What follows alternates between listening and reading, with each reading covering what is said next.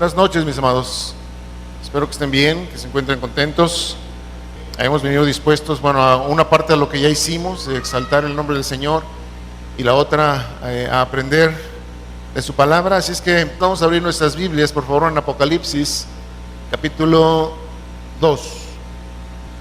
La semana pasada habíamos iniciado estudiando lo que es el mensaje del Señor Jesucristo a la iglesia en Éfeso.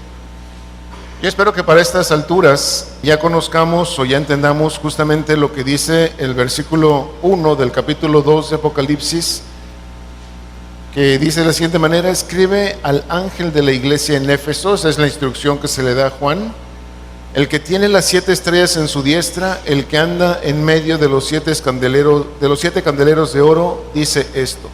Sí sabemos ahora sí qué significa. Bueno, primero, ¿quién está hablando? Y espero que recordemos justamente quién es el que o por qué dice que tiene las 7 estrellas en su diestra y que anda en medio de los 7 candeleros. Recuerdo también que cuando se pide que se escriba al ángel, te recuerdo que, como es algo que vamos a ver en las demás iglesias también, se habla normalmente al pastor o responsable de la iglesia. A él está dirigido esto, pero también se habla a la comunidad en su conjunto, que en este caso está representada por el ángel, y también se habla a cada uno de nosotros como parte de esa iglesia del Señor a la cual se le está hablando. ¿Sí estamos de acuerdo hasta ahí? Esto lo recordamos. Vemos que cuando Jesús habla de que el que tiene las 7 estrellas en su mano, está hablando justamente de esos 7 ángeles, que cada uno de ellos, decíamos, representa a una parte de la iglesia.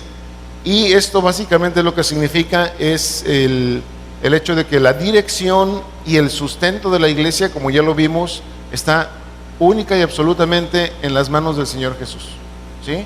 Él es quien dirige y Él es quien sustenta la iglesia. La iglesia no se sustenta por medios artificiosos. Estoy hablando de mantenerla viva, por medios artificiosos o humanos, y la dirección en la iglesia tiene que ser siempre de parte del Señor. Acuérdense que, de hecho, Pablo mismo lo enseña cuando dice que el Señor Jesús es cabeza de la iglesia. Sí nos acordamos de eso. Pero también Jesús, refiriéndose a que Él es el que anda en medio de los 7 candeleros de oro, te recuerdo que, cada uno de estos candeleros representa justamente a una iglesia, y el hecho de que Él esté o ande en medio de ellos quiere decir que la iglesia es y debe permanecer siempre en ese concepto que no es bíblico, pero que la Biblia lo infiere, que es cristocéntrico, que sea que Cristo sea el centro de lo que es la vida y actuar de la iglesia. Les recuerdo nada más que esto debe ser así, o sea, de que la iglesia es y debe permanecer cristocéntrica por 2 sencillas razones: porque Jesús es el origen de la iglesia, o 3, es la razón de la iglesia y es el destino de la iglesia. ¿Sí estamos conscientes de ello? En Él la iglesia nace, en Él se justifica el que la iglesia exista, y en Él la iglesia terminará. ¿Sí sabes que la iglesia va a terminar algún día? Esto que nosotros conocemos como iglesia universal, o que hoy seamos iglesia del Señor, eso se va a acabar. ¿Sí sabes cuándo? Cuando esto que es la iglesia, que también en el libro del Apocalipsis se conoce como la esposa del Señor, y no nada más en el libro, sino también en el libro del Apocalipsis, sino también en otras partes de la Biblia, se conoce como la esposa del Señor. Cuando venga ese encuentro del novio con la esposa, en ese momento la iglesia no tendrá más razón de ser, ni nadie más se podrá añadir a la iglesia. Hasta ahí llegó la oportunidad. ¿Sí estamos conscientes en eso? Entonces la iglesia tiene un fin, o que va a tener un fin, que es ese encuentro maravilloso, y yo espero, anhelado por todos, de algún día encontrarse con el Señor. Entonces, que está hablando aquí, que tiene las 7 estrellas en su mano derecha, y el que se pasea en medio de los 7 candeleros de oro, dice al final de este versículo 1, dice esto. ¿Qué es lo que Jesucristo tiene que decir a esta iglesia de Éfeso? Dice: yo conozco tus obras y tu arduo trabajo y paciencia, y que no puedes soportar a los malos, y has probado a los que se dicen ser apóstoles y no lo son, y los has hallado mentirosos. Y has sufrido y has tenido paciencia y has trabajado arduamente por amor de mi nombre y no has desmayado. Pero tengo contra ti que has dejado tu primer amor. Recuerda por tanto de dónde has caído y arrepiéntete y haz las primeras obras. Pues si no, vendré pronto a ti y quitaré tu candelero de su lugar si no te hubieres arrepentido. Pero tienes esto, que aborreces las obras de los nicolaitas, las cuales yo también aborrezco. El que tiene oído, oiga lo que el Espíritu dice a las iglesias. Al que venciere, le daré a comer del árbol de la vida, el cual está en medio del paraíso de Dios. ¿Te parece si oramos y buscamos que el Señor nos guíe con su gracia y con su Espíritu? ¿Sí? Bendito Señor, en el nombre precioso de Cristo, estamos delante de ti, Señor, con expectación, con expectativa, Señor, de lo que tu palabra nos dice en esta noche. Permite, oh Dios, que al poder escudriñarla, al poder desmenuzar, Señor, cada una de las cosas que tú estás diciendo, lo podamos hacer con conciencia clara, Padre, que es tu palabra. Pero al mismo tiempo, Señor, que cuando conozcamos y entendamos los términos, mi Dios, sepamos, o conscientes de que es tu palabra, sepamos también la responsabilidad que cada uno de nosotros tenemos al conocer y al entender tu palabra, Señor, para que cada uno de nosotros, como parte de esta iglesia a la cual tú te diriges, Señor, podamos hacerlo pertinente en nuestras vidas y como iglesia, Señor. Ayúdanos pues, te lo suplicamos, te pedimos de tu gracia, Señor, de tu favor. Sabemos que es inmerecido hacia nosotros, pero en tu gracia, Señor, nos atrevemos a pedirte esto, que nos permitas conocer y entender estas cosas, Padre. En el nombre de Jesús te lo suplicamos. Amén. Muy bien. Dice entonces el Señor Jesús: yo conozco tus obras. Esto es una frase que, como ya lo habíamos mencionado antes, vamos a encontrar prácticamente, vamos a encontrarlo en cada uno de los mensajes a las iglesias del Apocalipsis. Cuando el Señor dice yo conozco, entendamos esto, esta expresión se utiliza en el Apocalipsis siempre en tiempo presente. ¿Qué quiere decir? Que cuando el Señor está hablando, está haciéndolo en tiempo presente. Y te acuerdas que una de las cosas que vimos previas para poder entender esto que estamos estudiando es que justamente cada una de estas iglesias, y todas en su conjunto, te lo recuerdo nada más, representan a toda la iglesia de Jesucristo en cualquier parte del mundo y en cualquier tiempo. Pero es muy interesante saber que el modo en el que el Señor Jesús deja por escrito, por medio de Juan, el testimonio o el mensaje que da a la iglesia es siempre en tiempo presente, sin importar el tiempo o los tiempos históricos desde nuestro punto de vista humano que la iglesia esté viviendo. Por eso es que esto es un libro actual, por eso es que esto es algo que como mensaje nos atañe a todos nosotros. Cuando Él dice yo conozco, esto habla o da a entender un conocimiento absoluto de algo. No es nada más como, por ejemplo, cuando tú y yo, alguien nos pregunta: oye, ¿conoces de política? Sobre todo en estos tiempos así electorales, pues casi todo el mundo puede decir: no, pues sí sé que está tal candidato y tal otro candidato y tal propone esto, pero yo no estoy de acuerdo. Y empiezas a hablar de lo que conoces, y lo pongo entre comillas, de política. Pero eso no es a lo que se refiere el yo conozco que dice Jesús. Cuando Jesús dice yo conozco, está hablando, insisto, de que Él manifiesta y expresa tener el total del conocimiento que se requiere acerca de algo. Ahora, ¿por qué es esto? Por una razón elemental. Porque como lo vimos en el versículo 1, Él es el que sustenta y dirige la iglesia. ¿Te acuerdas el simbolismo de las 7 estrellas? Y además Él creó la iglesia y la iglesia es suya. Por lo tanto, vamos a decir que por supuesto que algo que se origina en Él, que se origina para Él y que Él cuida, sustenta y dirige, Él sabe perfectamente lo que su iglesia hace. Y conste que no nada más se está refiriendo a lo que hacemos aquí congregados, o la iglesia cuando se congrega. sino que está hablando del global de las cosas, de los hechos, de los actos que tú y yo realizamos como parte de la iglesia de Jesús.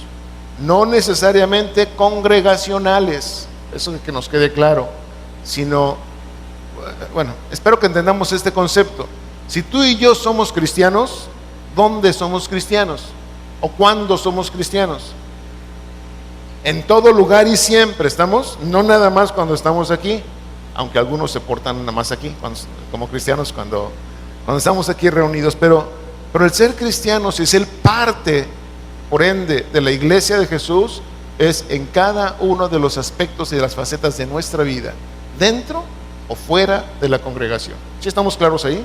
Bueno, fíjate bien, acompáñame rápido, vamos a 2 Corintios, más para tener un pequeño ejemplo de lo que implica yo conozco. 2 Corintios, capítulo 11, por favor.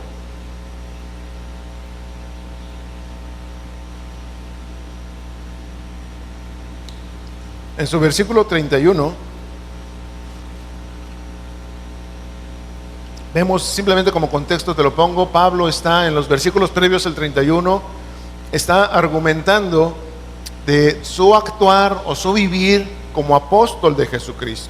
Y ahí tú vas a darte cuenta de todo lo que menciona Pablo, lo que ha sufrido, lo que ha hecho, lo que ha padecido, las cosas que le han sucedido. Y para atestiguar o para verificar que todo esto que Pablo está diciendo, él cierra o casi cierra toda esa argumentación que él está poniendo en cuanto a lo que es él y su servicio al Señor. Dice el versículo 31, el Dios y Padre de nuestro Señor Jesucristo, quien es bendito por los siglos, sabe que no miento. Este sabe es exactamente la misma palabra que se utiliza o que utiliza Jesús cuando dice yo conozco. Cuando Pablo escribe esto es porque él está perfectamente consciente de lo que implica que Dios sepa acerca de nosotros. Y mira, yo no sé si alcancemos a vislumbrar el valor o el significado que esto tiene. ¿Por qué te lo digo? Porque a veces nosotros nos es muy fácil, bien sencillo, que en cualquier o con cualquier pretexto, sobre todo cuando algo de nosotros se pone en duda, se nos ocurre fácilmente, no, es que Dios sabe que esto, es que Dios sabe que yo te amo. Y a lo mejor lo que sabe Dios es algo diferente, pero con la mayor ligereza utilizamos esa expresión de que Dios sabe y ponemos a Dios como testigo de lo que nosotros somos o hacemos. Y nota esto, de acuerdo a lo que estamos viendo, Jesús conoce nuestras obras. Él conoce, Él sabe perfectamente. Cuando Pablo está, repito, argumentando todo lo que Él está diciendo acerca de sí mismo, por si le faltaran testigos de aquello que Él está diciendo, insisto, con plena convicción, Él sabe y corre el riesgo, sabiendo lo que implica que Dios sepa, de decir, Dios, el Padre de nuestro Señor Jesucristo, y lo agrega, que quien es bendito por los siglos, sabe que no miente. Aquí la pregunta es, cuando tú y yo muy a la ligera, insisto, utilizamos esta expresión de, no, Dios sabe que, Dios sabe esto, Dios conoce que, ¿sí? La pregunta es, ¿Dios sabe en esos momentos que mentimos o que no mentimos? Porque nosotros y quien nos está oyendo, quien es nuestro interlocutor, a lo mejor saben o creen o ni siquiera tienen información de lo que estamos diciendo. Pero cuando nosotros utilizamos a Dios como testigo de nuestro testimonio, por favor que no se nos olvide, Él sí sabe. Él sí sabe. Y tú te vas a dar cuenta con lo que Jesús está diciendo, que más nos vale que tengamos temor de aquello como es poner al Señor como testigo de lo que decimos, como testigo de lo que hacemos. Cuidado. Por ejemplo, cuando alguien se compromete en esas relaciones interpersonales que tenemos, que en un pacto, en un convenio, en un contrato, en un pacto matrimonial, lo que ustedes quieran, donde hay compromisos mutuos, donde hay votos o como quieras llamarle, y que ponemos a Dios como testigo, te recuerdo, Él sabe, ¿sí?, lo que hacemos, y Él sabe si estamos o no cumpliendo con lo pactado por nosotros, con aquellos votos que ofrecimos. Él lo sabe, y no nada más sabe cosas. Él dice concretamente, yo conozco tus obras. Ergón es la palabra que se utiliza aquí, y denota cualquier obra, cualquier hecho, cualquier acto, cualquier cosa que nosotros llevemos a cabo. Por favor, entiendo esto, es cualquiera.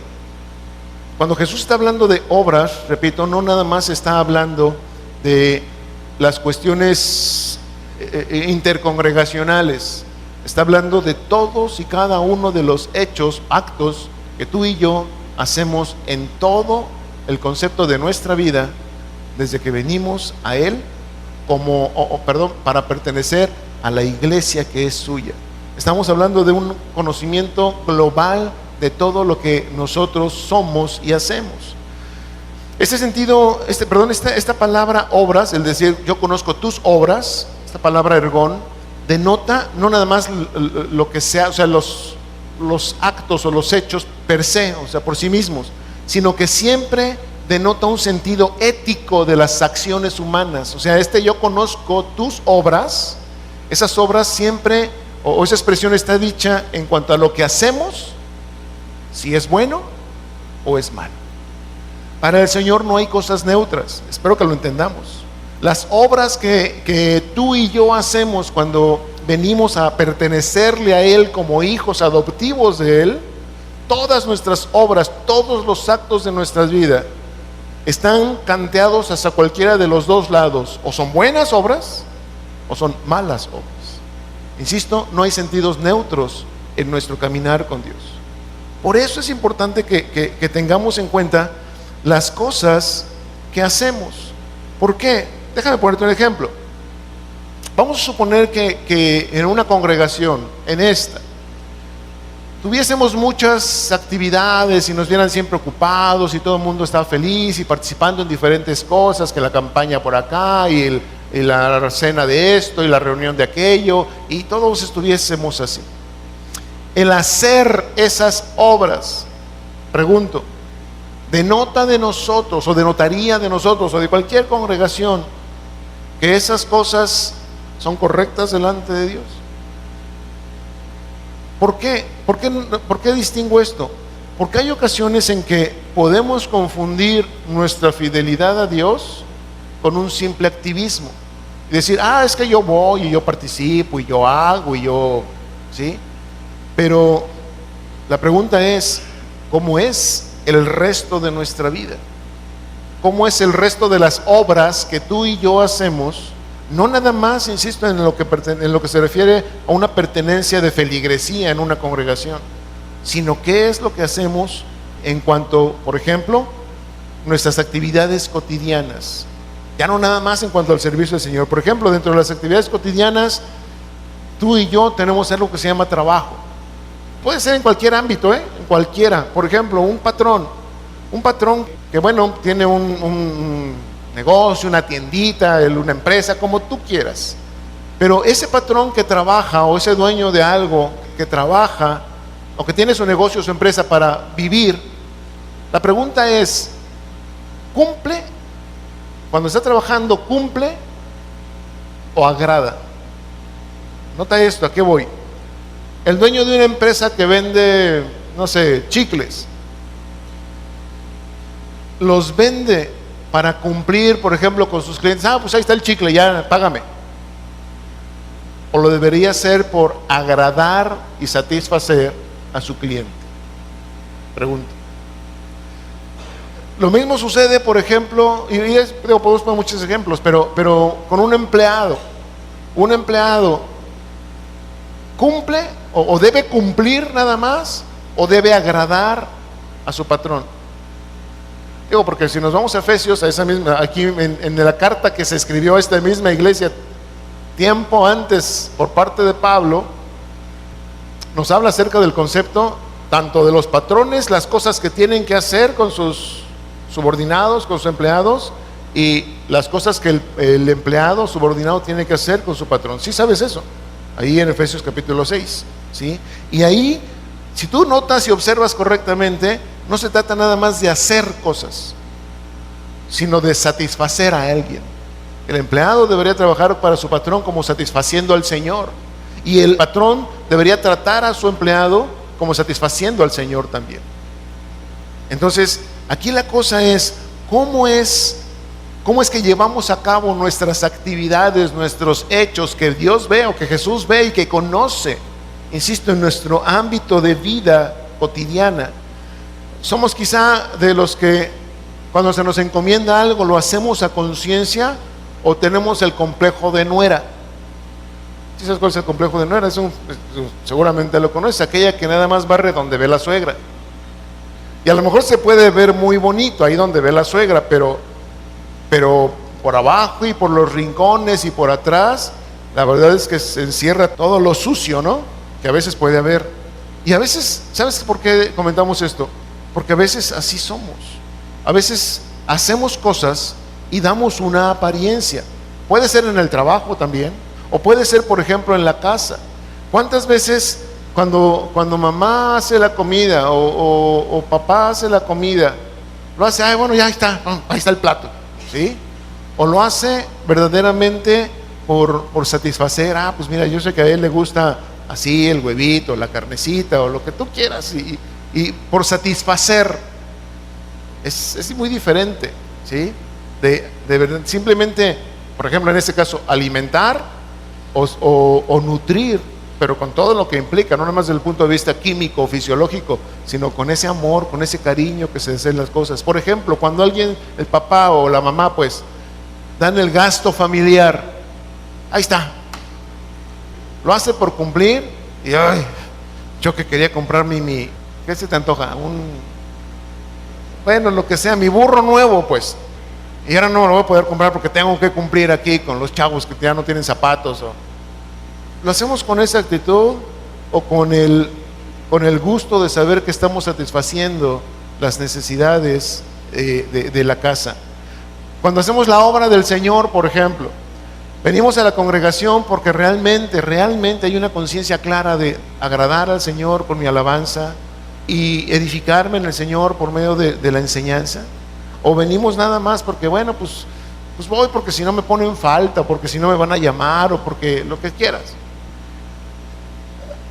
Cuando servimos, ¿hacemos lo que nos toca? O simple y sencillamente, ¿hacemos lo que nos toca en todo lo que implica? O simple y sencillamente, pues ahí está, ya lo hice y ya, para que no me digan. Ese tipo de cosas. Déjame poner algo que decía Pablo y se lo escribía a Timoteo, hablando del servicio del Señor. ¿Cumplimos? O lo que Pablo le decía a Pablo, o agradamos a aquel que nos ha tomado por soldados. Pregunta, ¿sí? Porque es muy, muy diferente cumplir simplemente o agradar. ¿Para qué y por qué hacemos lo que hacemos? Esto es, ¿cómo son nuestras actitudes? Déjame cerrar esto con esto sencillo. Nuestros hechos, lo que hacemos en cualquier ámbito de nuestra vida, insisto, que Jesús conoce, porque Él conoce nuestras obras, nuestros actos, nuestros hechos. Y repito, delante del Señor, o son buenos o son malos, punto. Todos nuestros hechos o lo que hacemos son actos de amor o son simplemente actos de injusticia. Porque yo puedo venir y acomodar aquí, o ir y ayudarle dulces a un necesitado, no, a un niño, o ayudarle a algún necesitado, nada más para que ya no me esté molestando o pidiendo porque me desagrada su aspecto y quiero que se vaya. O lo hacemos verdaderamente por agradar y satisfacer. Pregunto, ¿en un acto de amor o en un acto de injusticia? Porque a veces podemos ser muy injustos haciendo cosas buenas. Por ejemplo, si yo le ayudo a alguien que tiene una necesidad, ¿lo ayudo por él o por quedar bien? ¿Es un acto de amor hacia él o es un acto de injusticia cuando estoy pensando yo en llevarme el crédito? ¿Me estoy explicando? ¿sí? Y lo mismo, insisto, sucede en cualquiera de los ámbitos de nuestra vida.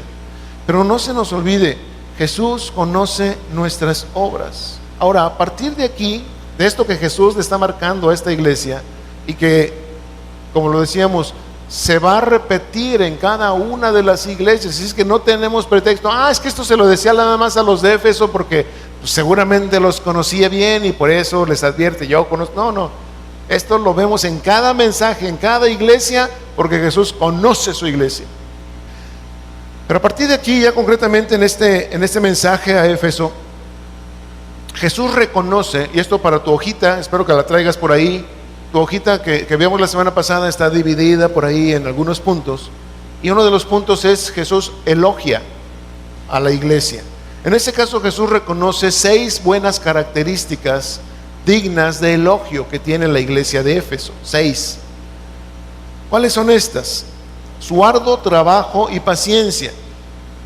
Otra, que no puede soportar a los malos. Tercero, ha probado a los que se dicen ser apóstoles y no lo son, y los ha hallado mentirosos. Todo esto es una sola, ¿sí? Tiene que ver con lo mismo. 4, ha sufrido y ha tenido paciencia, que parecería que es similar a lo de arriba en cuanto a paciencia. La quinta, ha trabajado arduamente por amor del nombre de Jesús y no ha desmayado, que también como que parecería que tiene que ver con la primera, que es arduo trabajo y paciencia. Y la última, que parece que está en desorden en cuanto a que viene el elogio, luego viene esto está mal, la reprensión, y luego un consejo de parte del Señor, y luego viene otro elogio.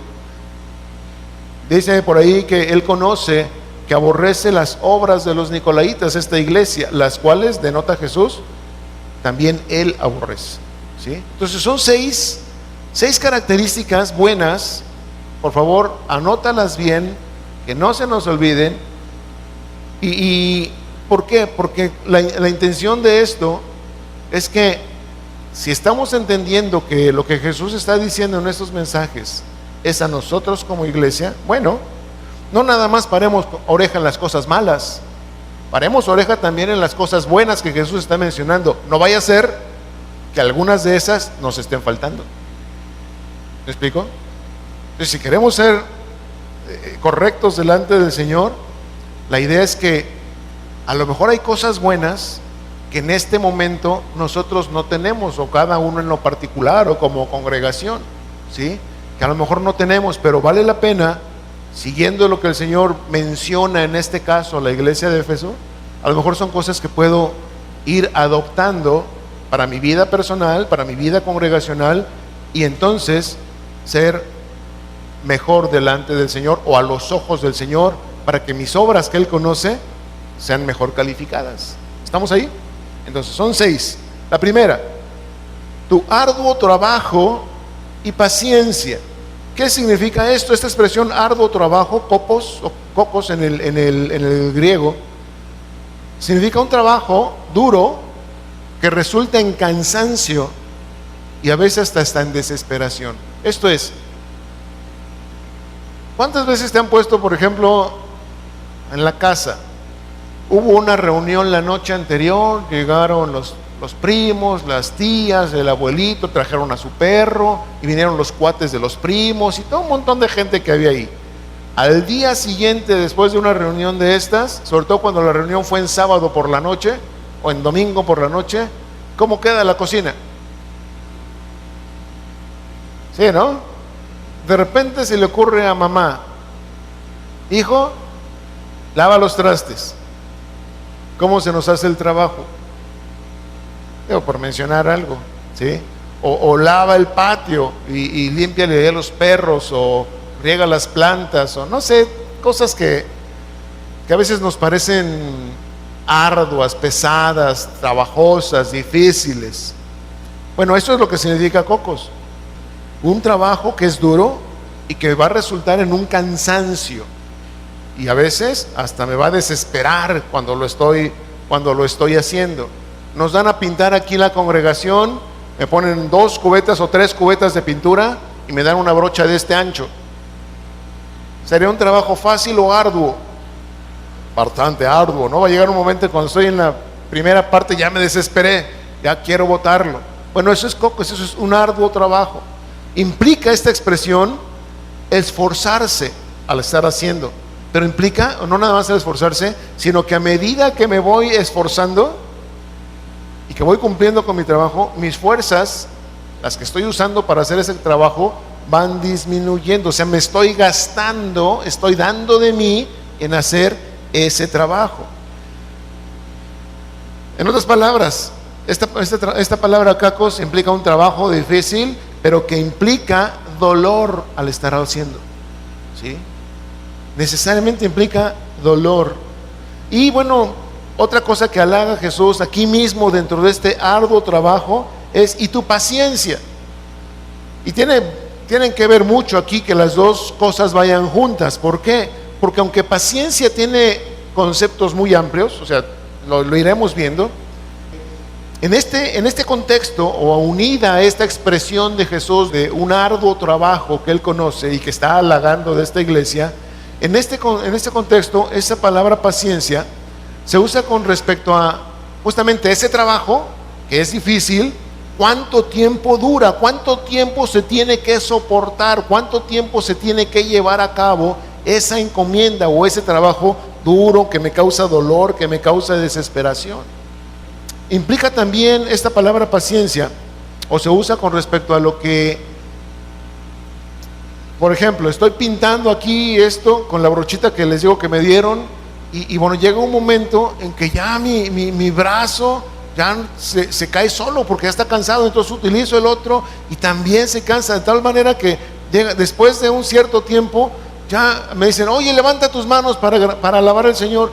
Pues ya no puedo porque mis brazos me duelen. Quiero tomarme un poco de agua o algo para refrescarme y me duele el brazo por el trabajo. Me duele a causa de eso. Y la paciencia tiene que ver con ello, que estoy soportando dolor, no nada más físico, sino incluye esa paciencia soportar aún un dolor moral. ¿Qué quiere decir esto? ¿Por qué me ponen a mí? ¿Por qué no por qué no se trajeron a 20 más y a lo mejor entre 20 nos lo echamos más rápido? ¿O por qué no pusieron al otro? Él se porta peor que yo. ¿Sí? Y pensar o creer o soportar las cosas que aún nos parecen injustas, porque eso nos causa un dolor. Cuando alguien está trabajando, está haciendo una labor que le parece desagradable, pesada, injusta, trae esa connotación aquí en el corazón de ¿por qué yo tengo que hacer esto? Bueno, cuando está hablando de que Jesús conoce el arduo trabajo, o sea, lo que se está haciendo y lo que se está esforzando en hacer eso pesado, difícil, conflictivo, y que está hablando de paciencia, está hablando de que ese dolor físico, ese cansancio, ese dolor moral, también se pueden soportar. La paciencia implica eso, el soportar justamente todas esas cosas que pueden venir en contra mía a consecuencia del duro trabajo, del trabajo pesado. En otras palabras, paciencia en este contexto se utiliza de aquella facultad que, mira, más nos vale ir desarrollando. ¿Por qué digo más nos vale? Porque esa facultad es importantísima en cada persona que se dice cristiano, tan importante que si tú y yo no la hemos desarrollado, el Señor se encarga de mandarnos cositas, de mandarnos trabajitos, de mandarnos cosas que tengamos que soportar, a veces con dolor, con ese dolor físico, cansancio, algo fatigoso, algo quizá desagradable, algo que me esté dañando moralmente y que yo diga, ay, ¿yo por qué? Muchas veces el Señor se encarga de mandar eso con un único propósito, de desarrollar en nosotros paciencia. Y si no me crees a mí, pues pregúntale a Pedro lo que nos enseña. Justamente que el Señor prueba y nos prueba para que nuestra paciencia sea fortalecida. Es algo que tú y yo necesitamos prácticamente como requisito de vida cristiana desarrollar. ¿Estamos? Fíjate, en este contexto que está siendo usado, esta palabra upomone, que insisto, es la palabra que se traduce como paciencia en nuestro idioma, tiene una connotación o una conexión muy directa hacia lo que tú y yo, una palabra que tú y yo conocemos, pero que a veces nos da mucho miedo utilizar, y es la palabra tribulación. Esa palabra que de repente cuando la oímos nos pone a temblar, hace que nuestras piernitas se estremezcan. ¿Por qué? Porque ¿a quién le gusta la tribulación? ¿Sí entendemos qué es tribulación?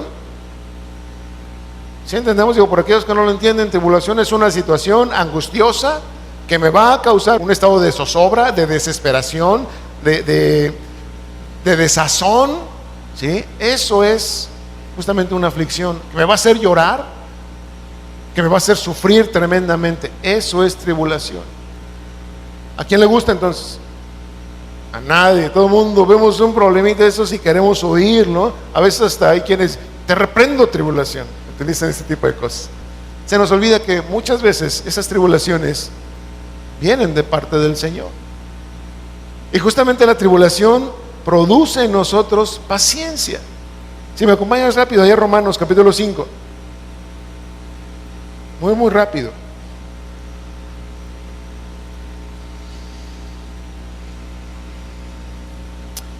Bueno, más para tener el contexto completo, versículo 1, 5:1 de Romanos dice: justificados pues por la fe tenemos paz para con Dios por medio de nuestro Señor Jesucristo. Es lo que Pablo está diciendo, por quien también tenemos entrada por la fe a esta gracia en la cual estamos firmes y nos gloriamos en la esperanza de la gloria de Dios. Hasta aquí, oye, qué bonito es ser hijo de Dios, tener esa esperanza, estar fortalecidos por medio de Jesús y estar firmes hasta algún día ver al Señor. Qué bonito. Versículo 3. Y no solo esto, sino que también nos gloriamos en las tribulaciones, sabiendo que la tribulación produce paciencia. Wow. Y la paciencia prueba, y la prueba esperanza, y la esperanza no avergüenza, porque el amor de Dios ha sido derramado en nuestros corazones por el Espíritu Santo que nos fue dado. Fíjate bien, esas angustias, esas tribulaciones que a veces vienen sobre nosotros, son básicamente porque el Espíritu Santo, por parte de la gracia y del amor de Dios, ha sido derramado en nosotros. Fíjate, qué tremendo. Por eso es que Jesús, cuando ve la paciencia que esta iglesia de Éfeso ha mostrado a pesar del duro trabajo, de ese trabajo pesado y angustioso, y que ve su paciencia, los alaba. Pues cómo no, ¿sí? Si es algo que Jesús busca en su pueblo, que esa paciencia sea desarrollada, y no nada más desarrollada, sino que sea justamente fortalecida, desarrollada, para que en los momentos necesarios esa paciencia pueda ser ejercida, pueda utilizarse en aquellas cosas que implican, por ejemplo, en el servicio al Señor,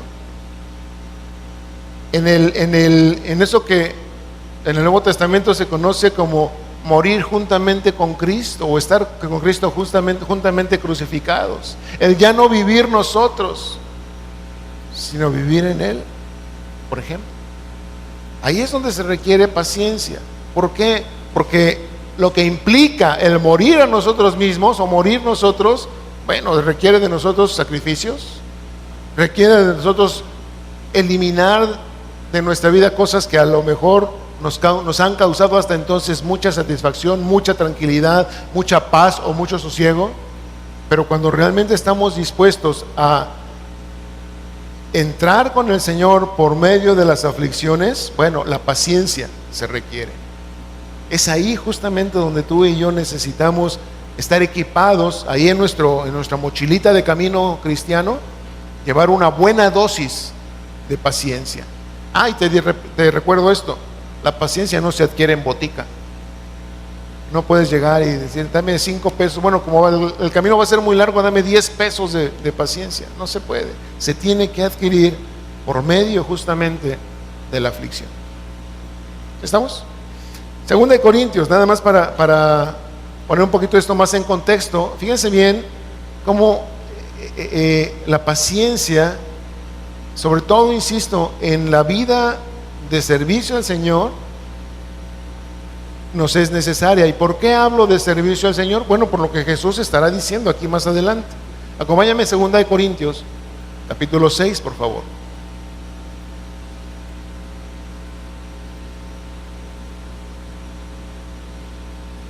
¿Estamos ahí? 6, versículo 3.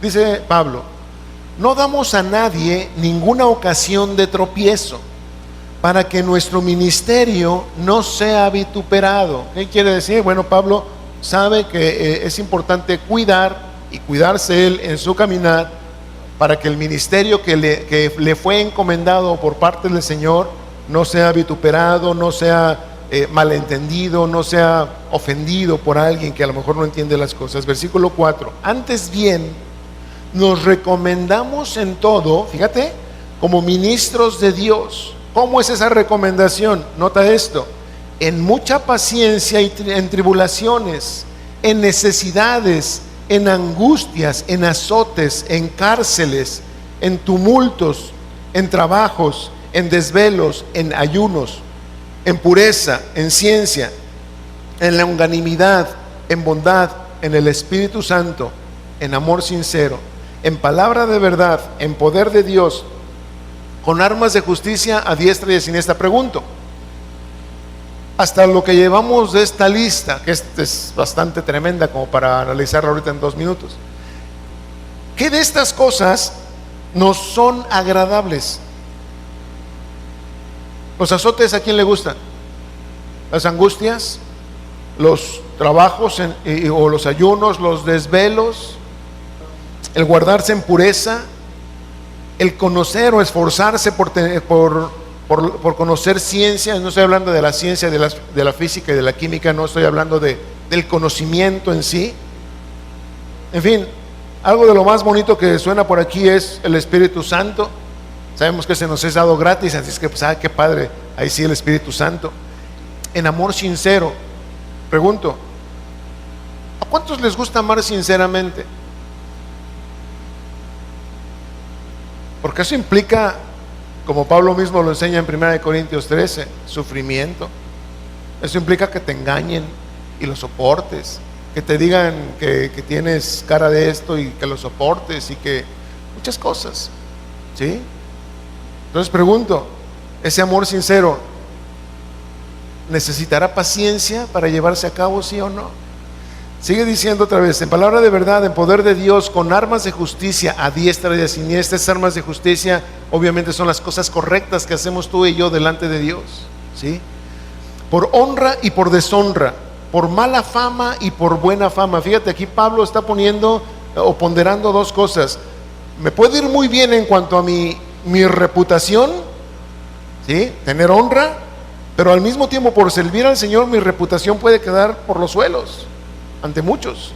Como dice aquí, por mala fama y por buena fama, por engañadores, como engañadores, pero veraces. Habrá mucha gente que pueda creer que se le está mintiendo, que se le está haciendo muchas cosas, pero si se habla con la verdad de la palabra, podremos tomar lo que dice aquí Pablo. A lo mejor me toman como engañador, pero otra vez casi podemos ver a Pablo aquí diciendo: pero Dios conoce que estamos hablando con veracidad, ¿sí?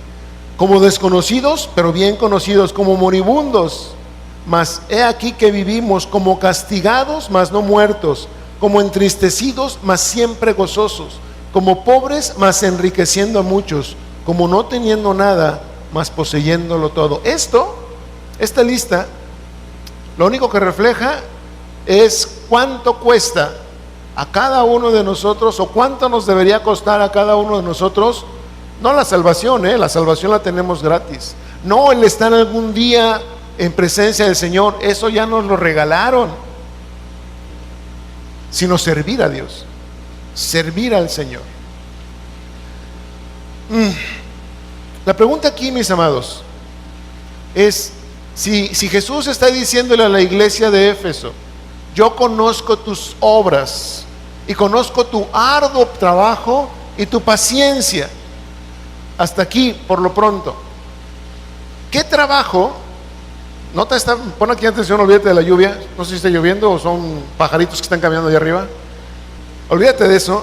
déjame hacerte esta pregunta. Hasta aquí, ¿qué trabajo y qué paciencia ha visto Jesús en ti o en mí? O en nosotros como congregación. Digo, porque a lo mejor muchos llevan un cristianismo así muy cómodo, donde, no, yo sí soy cristiano y yo voy a la iglesia y yo canto y yo hago estas cosas de cristianos. Pero trabajar, esforzarme arduamente a tal grado que me duela, que me pese, que me ofendan por servir al Señor, no.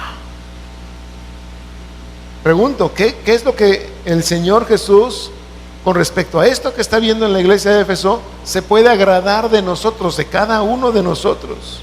Quizá muchos ni siquiera entienden o quieran saber el significado de lo que es servir al Señor. ¿Por qué? Por todo lo que implica. Insisto, es muy cómodo permanecer como cristianos en un statu quo o en una zona de confort donde no me muevan, no me pidan que haga más allá de venir al culto, no me pidan que haga nada más de estar soportando una hora que alguien me esté hablando al frente. Ya eso es bastante sacrificio, van a decir algunos. Pero mis amados, la verdad es que trabajar o sufrir por el Señor es algo, fíjate bien, no nada más que Jesús ve, observa, conoce, sino además es algo que Él halaga. ¿Sí? ¿Sí? ¿Me está haciendo claro esto? ¿Qué ve en ti, mi amado? ¿Qué ve en ti Jesús a este respecto? Repito, ¿qué trabajo y qué paciencia ve en ti?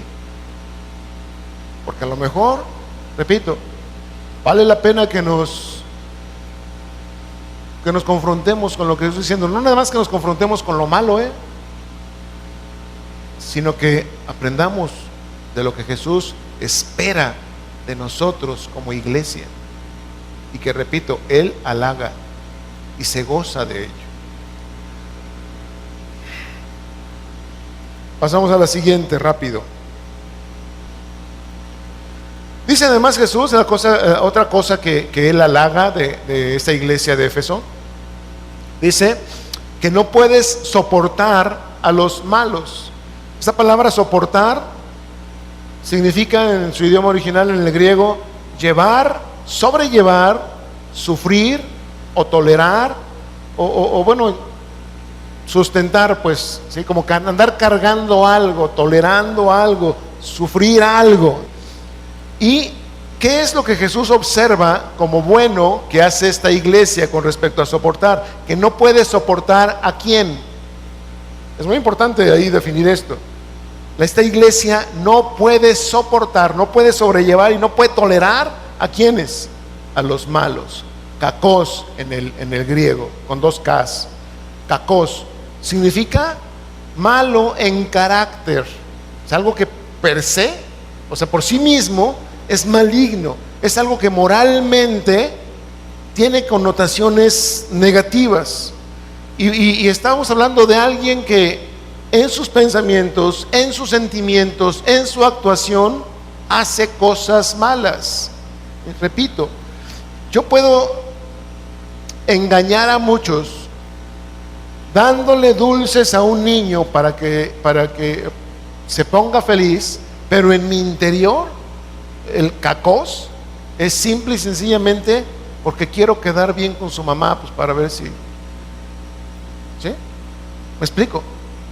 O sea, el niño puede ser feliz con los dulces y hacer yo aparentemente una buena obra, pero si en mi corazón es cacos, es malo, mi motivación al estar haciendo eso es terrible, ¿sí?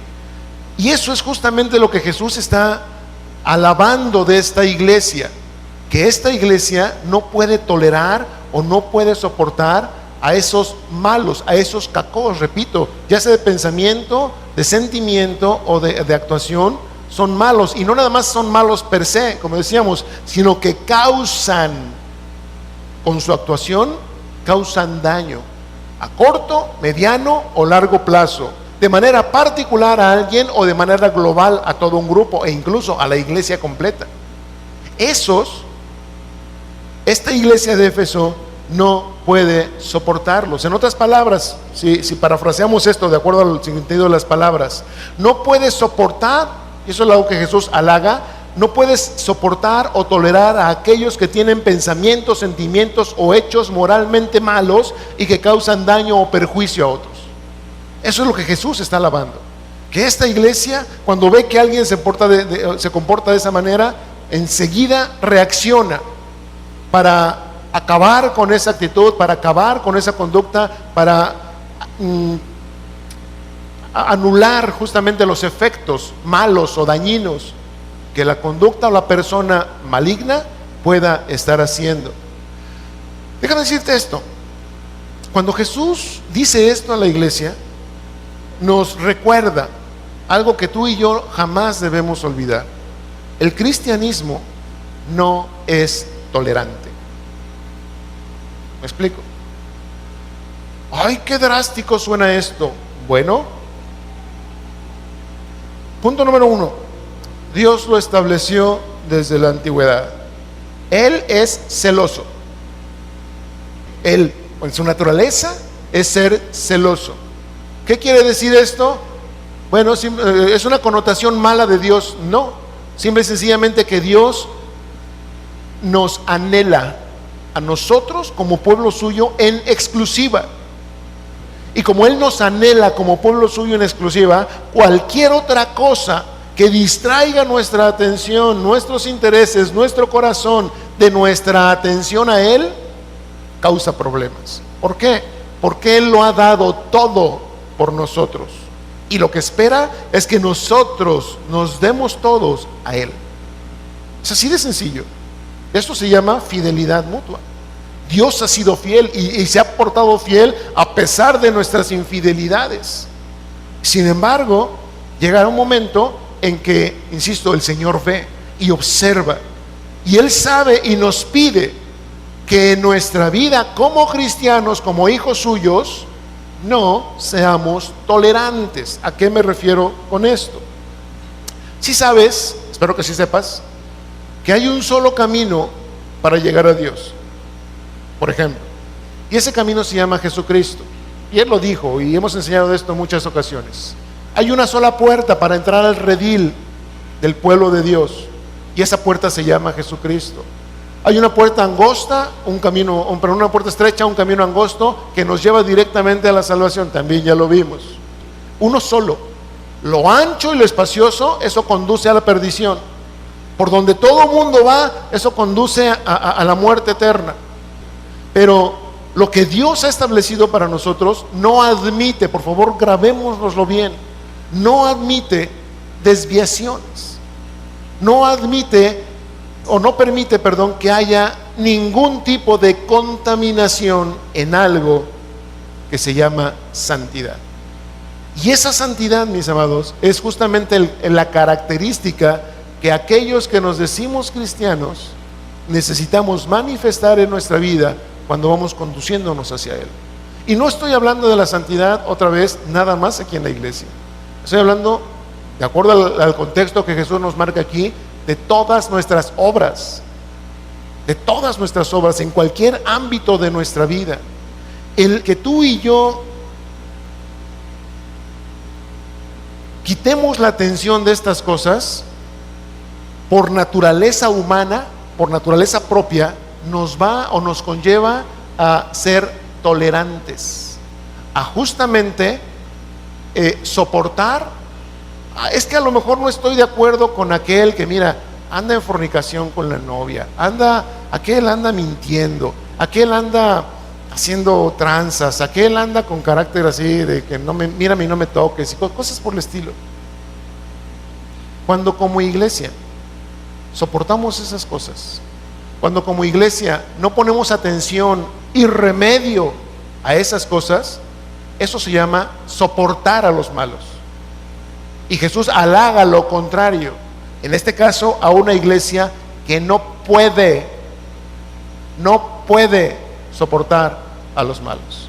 La tolerancia, mis amigos, es una palabra que no cabe en el lenguaje cristiano. No cabe. Oye, es que me van a decir muchos, ay, pero es que entonces ¿a poco la exclusividad? Sí, porque Dios es exclusivo. ¿Sí? Esta palabra o esta expresión que Jesús utiliza de no soportar a los malos incluye, como por ejemplo, cosas como el celo por las cosas de Dios. ¿Cuántas veces oímos en el trabajo, en la escuela, por ejemplo, chistes acerca de Jesús, y chistes bastante vulgares en muchas ocasiones, o que se critique la persona, la obra de Jesús, y nosotros como cristianos no hacemos absolutamente nada, ni levantamos la voz porque, ay no, pues lo que van a pensar de mí? O algo más sencillo, lo hemos compartido también, a veces no nos atrevemos a hablarle a alguien que sabemos que es idólatra o es, insisto, manifiesto en su vida cualquier otra cosa aborrecible por Dios, como puede ser el adulterio, o puede ser otra vez la mentira, o cosas de esas, y no nos atrevemos a marcarle el error en el que está, y generalmente no lo hacemos porque viene a nosotros una pregunta: ¿y yo quién soy para decirle? ¿Yo quién soy para decirle? ¿Sabes una cosa? El ser cristianos, con la implicación de todo lo que denota ser cristiano, de lo que implica ser cristiano, es que esas cosas no las podemos pasar, no nada más por nuestra comodidad o por nuestra satisfacción.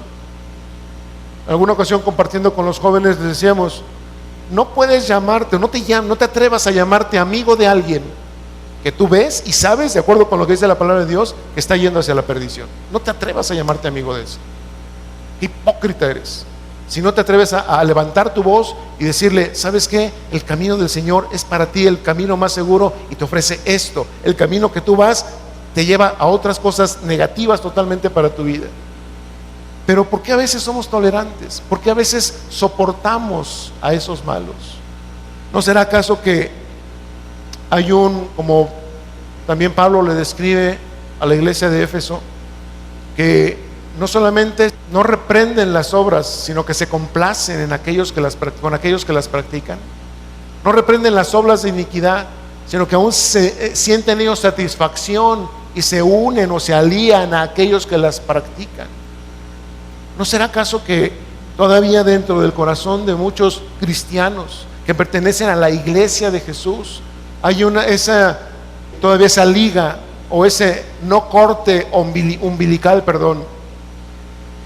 de nosotros con el mundo? ¿No será que todavía seguimos en mucho nutriéndolos, perdóname que utilice esta metáfora, umbilicalmente o por medio del ombligo, del mundo? ¿No será que seguimos aceptando y satisfaciéndonos en cosas que no son agradables a Dios? Mis amados, si hay algo que tú lo vas a ver, es repetitivo, es que es nuestro celo por las cosas del Señor sea un celo en serio, que no, como lo dice aquí de manera muy clara, no soportemos a los malos. Y no estoy hablando, por favor entendámoslo, de sentirnos mejores. No, mejores en una situación de que, ay, yo soy santo y él es perdido. No, eso sería petulante. Recordémonos que hemos sido perdidos muchos, y bien perdidos, y que el Señor nos rescató en esa perdición, y que hoy nos trajo a un estado de vida diferente.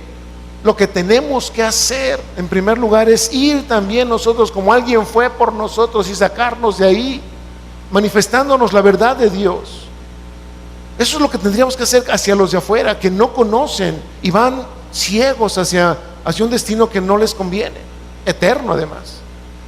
Pero cuando vemos hacia adentro, ya hacia el interior de la iglesia, y que vemos situaciones que no están bien, que son dañinas, de actitudes, pecados groseros, me refiero a groseros, quiero decir que se vean mucho, o sea, que son vulgares, ostensibles, y no se hace nada, No podemos esperar que el Señor nos halague por nuestra paciencia y tolerancia. Eso no existe, no debe existir en el cristianismo.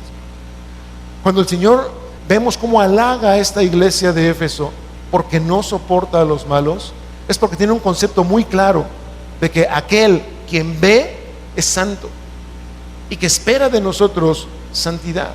Y aquí quizá vale mucho la pena darnos cuenta cómo a veces cualquiera de nosotros, si estamos permitiendo cosas o reuniones o convivios o relaciones con cosas que el mundo ofrece y las hacemos en las universidades o en la parte educacional, cuando tú adquieres un conocimiento fuera de la escuela, se llama un conocimiento extracurricular. ¿Sí sabes eso? ¿Sí? Que no va a ir, o sea, ya lo sabes, pero no es parte de tu currículum. A veces como cristianos así somos. Llevamos una vida curricular en la iglesia, en la reunión con los hermanos, como tú quieras, pero tenemos actividades extracurriculares que bárbaros, ¿sí? Que vergüenza nos debería dar, o debería dar, como para no mencionarse y no soportarse. Esas actividades que nadie ve, que nadie sabe, y que cuando se saben y se confrontan, ay, me ofendo, pues mira nomás, pues ¿qué se creen? ¿Por qué me dicen esto? Y justificamos incluso, no nada más nuestra actitud, sino aquello perverso en lo que participamos, ¿sí? Lo justificamos. Y eso es muy grave, mis amados. El hecho de que el Señor se agrade de que no soportemos a los malos es algo que nos debería causar un sacudimiento en nuestra manera de ver y pensar las cosas, en nuestra manera de cómo nos relacionamos y qué tanto participamos en las cosas que el mundo ofrece. Acompáñame a Isaías, nada más para que veas o veamos un poquito esto. Insisto, cuidado con la convivencia de personas que no conocen al Señor, y cuidado aquí mismo con la participación, de permitir participación e influencia de gente que no está haciendo las cosas correctas de acuerdo con Dios. Isaías 30, versículo 9.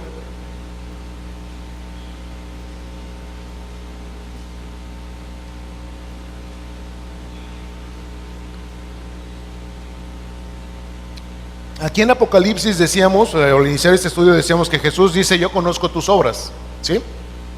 Pero fíjate cómo esta característica de que el Señor conoce nuestras obras no es nada más del Apocalipsis, del Nuevo Testamento. Esto viene desde el Antiguo Testamento. ¿Por qué? Porque somos pueblo del Señor.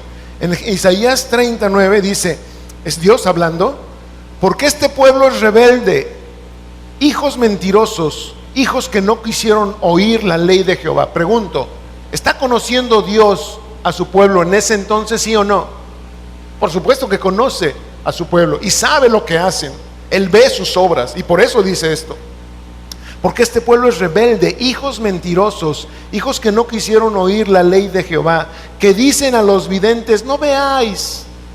¿Sí? O sea, aquellos que llevaban un mensaje de Dios, una visión de Dios, esta gente dice: no nos vengas con las cosas santas, no nos vengas con tanta rectitud en la palabra, con todo. Oye, pues es que son muchas restricciones a la vida como cristiano, como hijo de Dios. Pues la vida hay que gozarla, pues si nomás tenemos una vida, y qué tal si Dios no existe y luego ya me eché a perder todo, ¿sí? Con filosofías e ideas que hay por todos lados y que pululan muchas veces en contra de los argumentos que debemos tener, no nada más en nuestra mente, sino en nuestro corazón, acerca de lo que Dios dice. No veáis, dice, y a los profetas: no nos profetices lo recto, decidnos cosas halagüeñas, profetizad mentiras. Fíjate, o sea, a veces se prefiere lo engañoso, como que viniera de Dios, como si Dios fuera engañoso, pero para que me sienta bien. ¿Y sabes cuál es el problema? Que hay mucha gente que se presta a esto. Como, insisto, más adelante lo dice, que hay mucha gente que se presta a: yo te hablo y yo te digo lo que a ti te gusta. Hoy en la mañana, no voy muy lejos, hoy en la mañana aquí estuvo conmigo una persona, pastor, y justamente algo de lo que él venía buscando un consejo, una ayuda, es: por estas cosas, porque se han permitido, no nada más en su iglesia, sino en la organización a la que pertenecen, que entren gente y que muchos pastores estén permitiéndose el ser influenciados por la congregación para que no sea tan dura la palabra, que no sea tan santa, que mejor nos diga que el Señor nos ama y que el Señor nos va a bendecir y que podamos declarar cosas por el estilo, cosas halagüeñas, como dice aquí. Profetizad mentiras, versículo 11: dejad el camino, apartaos de la senda, quitad de nuestra presencia al Santo de Israel. Decíamos, hay un solo camino, uno solo para llegar al Señor, uno solo para recibir la bendición eterna de Dios, uno solo para recibir la eternidad con Dios, uno solo. Y si nosotros nos atrevemos a quitar de en medio o quitar de nuestra presencia, como dice aquí, al Santo de Israel, lo hemos perdido absolutamente todo. Versículo 12: por tanto, el Santo de Israel dice así: porque desechasteis esta palabra y confiasteis en violencia y en iniquidad, y en ello os habéis apoyado, por tanto, os será este pecado como grieta que amenaza ruina. Fíjate, empezamos a permitir, a ser tolerantes, porque pues aquí somos buena onda, pues quién no peca, pues mira que no somos perfectos, pues aquí nos la vamos llevando. Y no nos confundamos, no se trata de condenar al pecador, ¿sí? Que queda claro. No se trata de, este pecó, acábenlo a pedradas. No, por supuesto que no. Se trata de ir contra el pecado y restaurar, rescatar, poner delante de la brecha del Señor al pecador, en amor, en benevolencia, en piedad, ¿sí? En misericordia, porque es lo que Dios nos ha dado a nosotros. ¿Sí estamos claros ahí? Entonces, sin embargo, cuando se permiten esas cosas, sucede esto: hay amenaza de ruina, extendiéndose en una pared elevada cuya caída viene súbita y repentinamente, y se quebrará como se quiebra un vaso de alfarero, que sin misericordia lo hacen pedazos, tanto que entre los pedazos no se haya tiesto para traer fuego del hogar o para sacar agua del pozo. Eso es lo que se causa, o la consecuencia lógica, natural, de permitir y de tolerar el pecado y a los malos en la iglesia, en la comunidad con el Señor, o de que nuestra vida se mezcle tolerando y soportando a aquellos que sabemos, de acuerdo con la descripción que es esta palabra kakos, que son en sus pensamientos, en sus sentimientos y en sus acciones moralmente denigrantes, ¿sí? Y que por tanto causan daño. Termino con esto. Mateo 12 tiene que ver con esto que estamos viendo. Ahora son palabras de Jesús mismo cuando estuvo aquí en la tierra. Mateo capítulo 12, versículo 13. Jesús aquí está confrontando a los religiosos. Fíjate que la religión no nos hace perfectos ni nos exime de la maldad. Por muy religiosos que nos querramos ver o hacer o convertirnos en religiosos, eso no nos quita la iniquidad ni lo malo. Jesús está confrontando a ese tipo de gente en su tiempo. Capítulo 12, versículo 33. Dice: o haced el árbol bueno y su fruto bueno. Fíjate, es así de tajante el cristianismo. O haced el árbol malo y su fruto malo, porque por el fruto se conoce al árbol. ¿Te fijas? Dos tipos de vida: buena o mala. Dos tipos de acciones, de hechos, de actos, de pensamientos, de sentimientos: los buenos o los malos. Nada más, no hay puntos intermedios.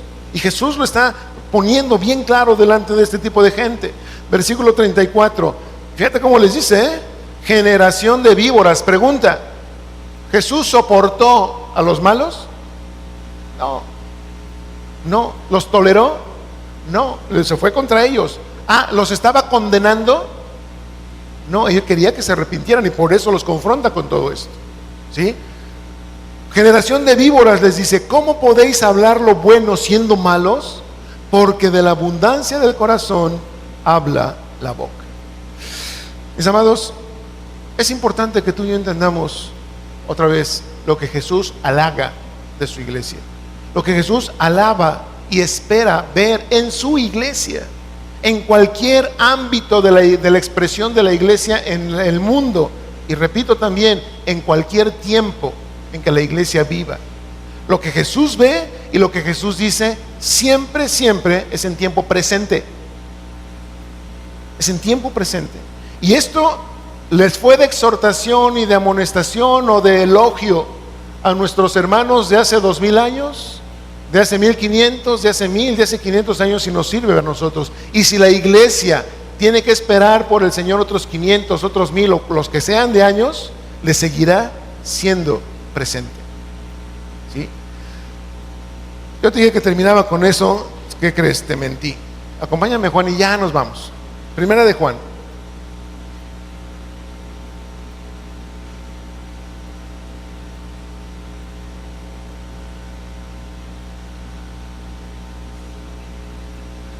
Primera de Juan, capítulo 3, versículo 2.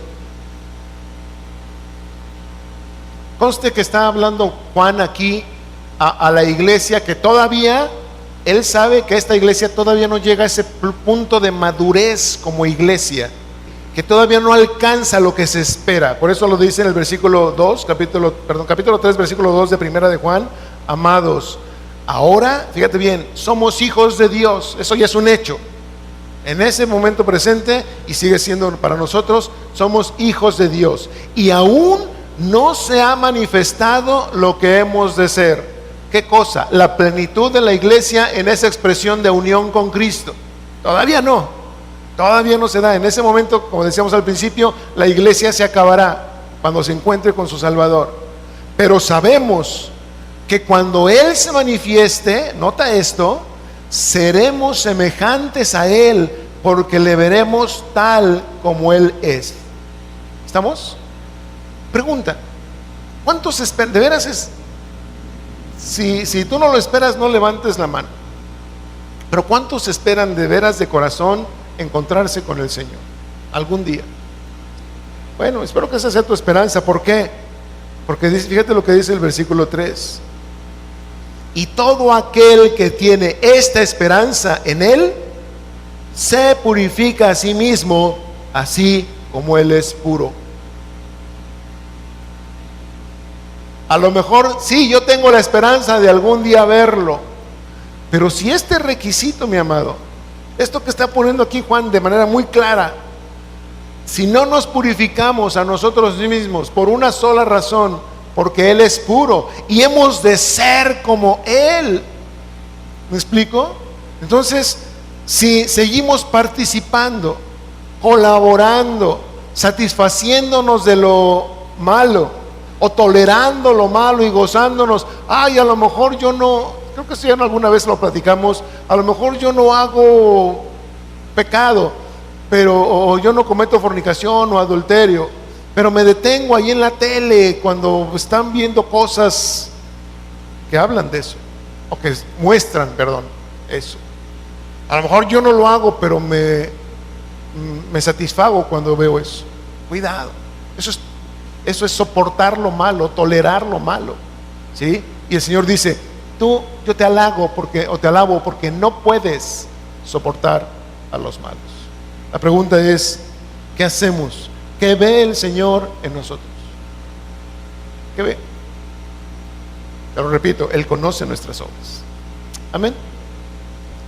No hemos acabado el versículo 2, pero bueno, espero que con esto que vimos hoy llevemos de tarea por lo menos dos cosas que a lo mejor, si no están en nosotros, podamos ser conscientes otra vez que Jesús las ve y que espera verlas en mí y en ti. Amén. Bendito Dios y Padre, gracias. Al escudriñar tu palabra, Señor, en muchas ocasiones nuestros cimientos son sacudidos. La esencia de nuestro pensamiento y de nuestras ideas, Señor, se ve trastocada por la verdad de tu palabra tan sencilla, tan explícita. Señor, permite que al ser expuestos a esta palabra, Señor, podamos cada uno de nosotros tomar y hacer con ella lo que corresponde delante de ti, Señor.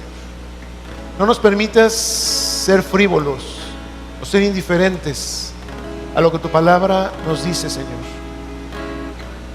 Ayúdanos a ser conscientes Te pedimos, Señor, que tu Espíritu Santo obre en nosotros y, como decía el rey David, podamos ser escudriñados todos los días, Señor, y que tú puedas ver si en nosotros hay camino de perversidad, si en nosotros hay camino no bueno, Señor, para que lo dejemos. Pero al mismo tiempo, Señor, que podamos anhelar tus caminos, anhelar las sendas de justicia que tú has trazado para nosotros y ya están ahí claras, Señor, puestas para que nosotros las sigamos.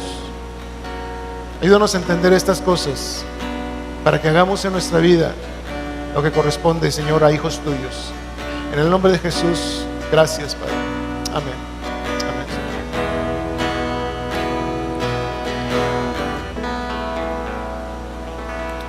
Acuérdate nada más dos cosas: arduo trabajo y paciencia, y no soportar a los malos. Vuelvo a preguntar, ¿puede ver eso el Señor en nosotros? Si no, bueno, hagamos lo pertinente, ¿les parece bien? Para que lo pueda ver, ¿ok? Y le podamos arrancar una sonrisa de su rostro, ¿sí? Dios les bendiga.